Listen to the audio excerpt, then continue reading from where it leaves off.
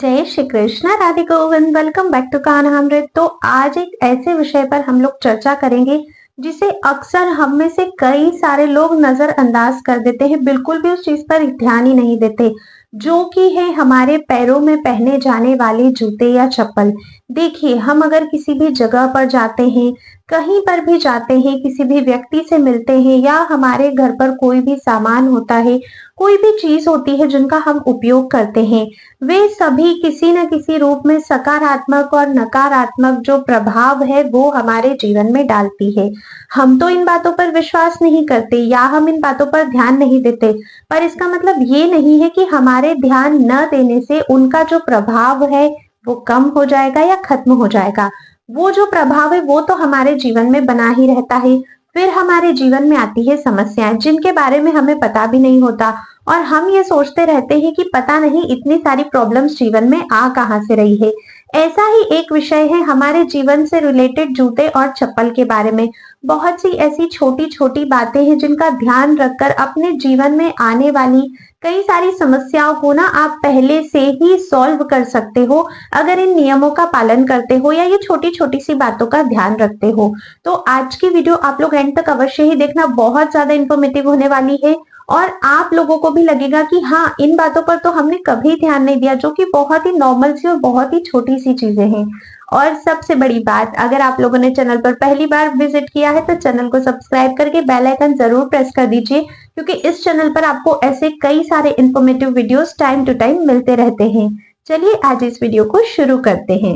वास्तु के अनुसार जो भी चप्पल जूते हम रेगुलर पहनते हैं, मतलब सुबह शाम पहनने वाले, रोज यूज करने वाले जो भी हमारे चप्पल जूते होते हैं, उन्हें हमें हमेशा सिस्टमेटिक तरीके से जमा कर ही रखना चाहिए और पश्चिम दिशा में रखना चाहिए। चप्पल जूतों का जो स्थान है वो पश्चिम दिशा में ही सर्वोत्तम माना जाता है।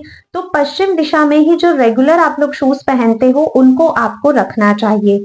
ठीक है। दूसरी बात, अगर आप किसी विशेष कार्य के लिए जा रहे हो, ऑफिस वगैरह जा रहे हो, तो कभी भी आपको गंदे, मैले, फटे या पुराने जो नहीं होते हैं, अगर थोड़ा सा भी छेद हो गया है या थोड़ा सा भी उसमें कट लग गया है, इस प्रकार के जूते और चप्पल का प्रयोग आपको बिल्कुल भी नहीं करना चाहिए। अगर छोटे बच्चे हैं और वो लोग स्कूल भी जा रहे हैं तो उनके विषय में भी ये चीजें ध्यान रखनी है। जब भी आप लोग ऑफिस जाते हो, किसी भी शुभ कार्य के लिए जाते हो, है ना, बिजनेस है, किसी भी शुभ कार्य के लिए अगर जा रहे हो तो आपके जूते हमेशा साफ होने चाहिए, क्लीन होने चाहिए। हमेशा अपने शूज को पॉलिश करके आप लोग लेकर जाइएगा। छोटे बच्चे स्कूल भी जा रहे हैं तो उन्हें भी आप लोग ना स्टार्टिंग से ये आदत डलवाइए कि वो लोग भी अपने शूज रोज साफ कर कर, पॉसिबल हो सके तो उन्हें पॉलिश कर कर ही फिर स्कूल जाएं। इससे जीवन में सकारात्मकता आती है और जिस भी कार्य के लिए आप जाते हो उसमें ये आपको सपोर्ट करता है। तीसरी बात जो सबसे ज्यादा इंपॉर्टेंट है और आजकल हर कोई इस चीज को बहुत ही ज्यादा नजरअंदाज कर रहा है, वो ये है कि घर में हमें जूते चप्पल नहीं पहनने चाहिए। देखिए, जूते चप्पल का जो स्थान होता है ना वो हमारे घर के बाहर होता है, घर के अंदर नहीं होता है। पुराने समय में कभी किसी ने ये सोचा भी नहीं था कि घर के अंदर भी जूते चप्पल पहनेंगे।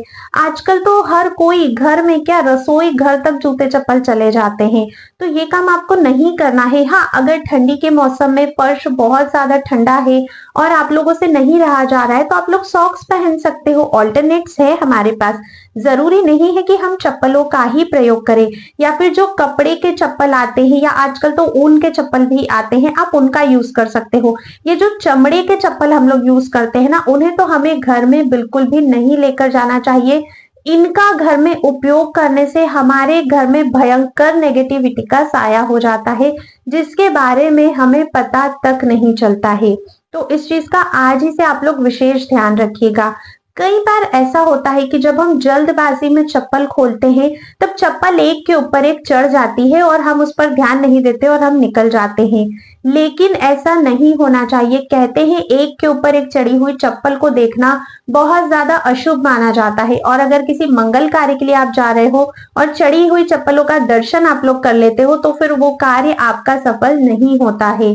अगर चप्पल उल्टी भी आपको दिखाई देती है तो उसे तुरंत ही सीधा कर दीजिए। क्योंकि जिस भी व्यक्ति की वो चप्पल है, या तो वो व्यक्ति किसी भयंकर बीमारी से ग्रसित हो जाता है या उसके परिवार में कोई ना कोई बीमार पड़ा ही रहता है, जिससे क्या होता है कि जितना भी धन होता है वो सभी कुछ बीमारी में या हॉस्पिटल्स में चला जाता है और वो परिवार जो है वो कभी तरक्की नहीं कर पाता। तो आज और अभी से ही कभी भी आपको उल्टी चप्पल दिखाई दे या चप्पल एक के ऊपर एक चढ़ी हुई दिखाई दे तो उसे तुरंत ही आप लोग सीधा कर दीजिए, ताकि किसी भी व्यक्ति की वो चप्पल हो, अगर किसी को भी हम परेशानी से बचा सकते हैं तो ये उत्तम ही होता है। देखिए, कभी भी ना चप्पल पहनकर हमें भोजन नहीं करना चाहिए, क्योंकि भोजन में माता अन्नपूर्णा का वास होता है और जब भी हम जूते या चप्पल पहनकर भोजन करते हैं तो इससे माता अन्नपूर्णा हमसे नाराज हो जाती है। और एक बात तो याद ही रखिएगा कि अगर एक बार माता अन्नपूर्णा नाराज हो गई तो रोटी के लाले भी जीवन में पड़ सकते हैं। तो हमें माता अन्नपूर्णा को प्रसन्न करना है, नाराज नहीं। अब आप लोगों का एक क्वेश्चन आएगा कि अगर हम कहीं बाहर पार्टी में जाते हैं, शादी में जाते हैं, किसी भी जगह पर जाते हैं तो आजकल सभी जगह पर खड़े होकर ही खाना खाया जाता है, बुफे सिस्टम होता है। तो फिर हम क्या करें?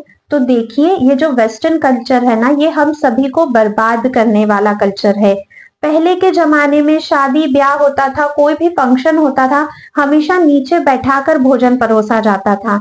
तब ऐसी कोई प्रॉब्लम भी किसी को नहीं होती थी। पर आज हम जिस जिस दिशा में जा रहे हैं, जिस कल्चर को फॉलो कर रहे हैं, उसी से तो सब प्रॉब्लम्स हो रही है। अब देखो, सिस्टम तो हम लोग चेंज नहीं कर सकते, व्यवहार भी हमें करना ही होता है, तो हम इसका ऑल्टरनेट निकाल सकते हैं। तो आप ऐसा कर सकते हो कि नेक्स्ट टाइम किसी भी पार्टी में या शादी में जब भी आप लोग जाते हो तो आप लोग जब भी खाना खाते हो कोशिश करिए बैठकर खा सको, वहीं पर साइड में अपने चप्पल जूते उतार दो। आजकल तो काफी सारी जगह टेबल और चेयर का ही सिस्टम होता है, टेबल के नीचे अगर हम अपने शूज उतार भी देंगे तो किसी को पता नहीं चलेगा। इससे हमारा जो मॉडर्नाइजेशन है, जो कल्चर हम लोग जिसको फॉलो कर रहे हैं, जो ये लोगों को दिखाने की हमारे अंदर सबसे ज्यादा प्रतिक्रिया अभी जागरूक हो रही है, वो भी आपकी बनी रहेगी और आपको किसी भी प्रकार का दोष नहीं लगेगा। क्योंकि एक बात ध्यान रखिएगा, जब भी चप्पल जूते पहनकर भोजन किया जाता है उससे हमें दोष लगता है। आप इस बात को मानो या ना मानो, दोष लगता ही है। तो जितना हो सके इससे बचने की कोशिश करिएगा। रसोई घर में कभी भी चप्पल नहीं जानी चाहिए, इस बात को गांठ बांध लीजिए, स्पेशली महिलाएं, क्योंकि ज्यादातर रसोई घर में महिलाओं का ही समय बीतता है। ठंड हो, गर्मी हो, कुछ भी हो, रसोई घर में चप्पल नहीं जानी चाहिए। बहुत सारी लेडीज का क्वेश्चन आता है कि ठंड में तो इतनी ठंडी फर्श हो जाती है कि पैर ही नहीं रख सकते। तो जैसा मैं ऑलरेडी बता चुकी हूँ, या तो आप सॉक्स पहन सकते हो या फिर आप अपने पैरों के नीचे मैट रख लीजिए, पर किसी भी हालत में रसोई घर में चप्पल नहीं जानी चाहिए। देखो, समझो बात को, मंदिर जाते हैं तो क्या हम मंदिर के अंदर चप्पल लेकर जाते हैं? नहीं ना, क्योंकि वो भगवान का स्थान होता है। वैसे ही हमारे घर में जहां पर खाना पकाया जाता है, रसोई घर भगवान का स्थान होता है, वहां पर माता अन्नपूर्णा और अग्निदेव का वास होता है।